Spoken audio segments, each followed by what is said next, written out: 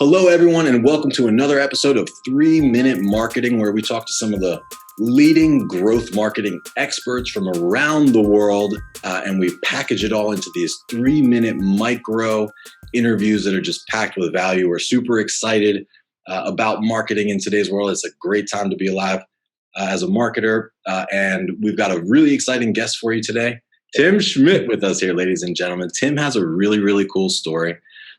It sounds like, you're a mechanical engineer by training. Sounds like you were sort of moonlighting, starting your organization while, working. So kind of, entrepreneurial hustle there, got your organization going. Took you several years to gain traction, it sounds like, but now you're growing really, really fast.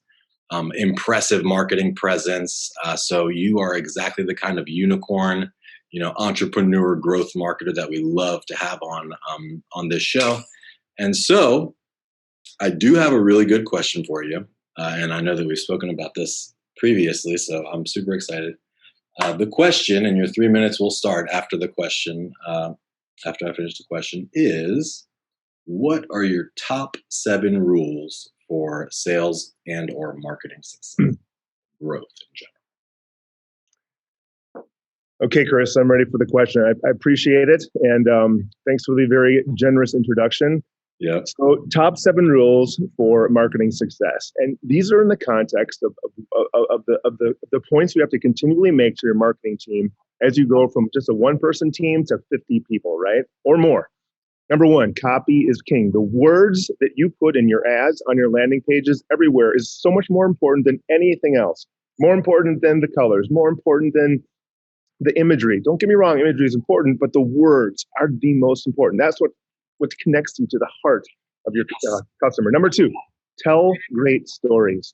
Stories sell. It goes back to the caveman. Tell great stories in everything. Even if it's something as simple as a landing squeeze page, tell a story that puts your consumer into the position where they can actually feel them experiencing your product or service and understanding the benefit. Number 3, what's in it for me? I hammer my marketing team constantly.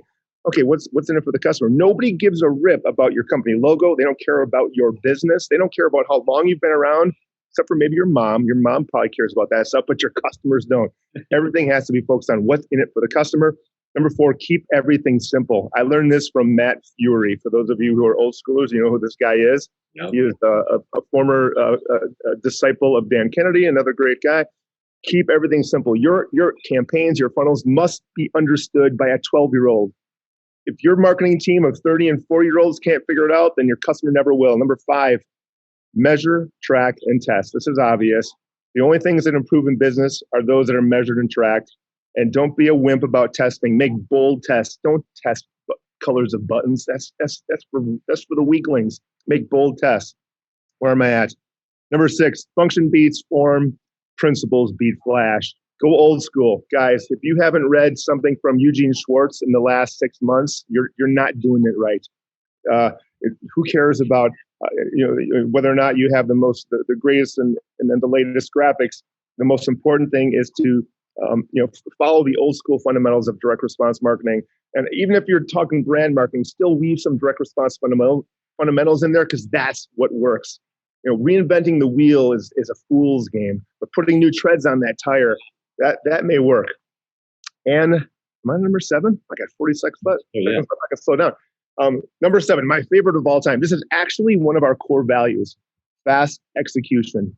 Slow execution is the kiss of death in any project, in anything you're doing in your life. I don't care whether it's working out or working on your relationship with your husband or wife or raising your kid. You got to move fast, because fast execution allows you to make small mistakes, allows you to learn from those mistakes, and allows you to experience the most powerful force of success, which is the word momentum.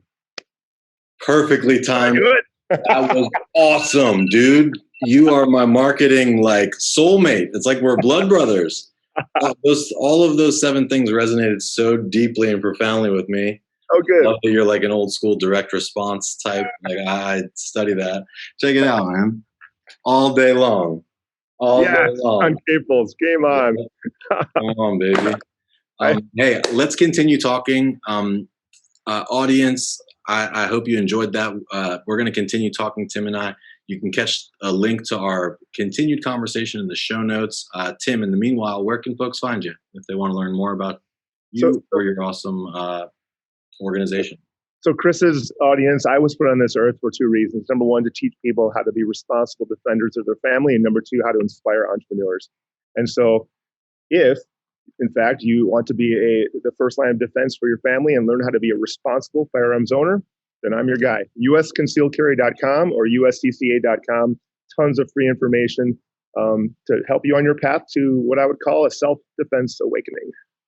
Love it. All right. Thank you very much. I love that you're bringing the direct response. Copy is so underrated, man. It's so underrated.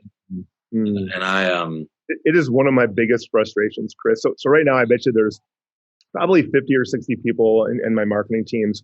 And I literally feel like Don Quixote. Like, you guys, are you kidding me?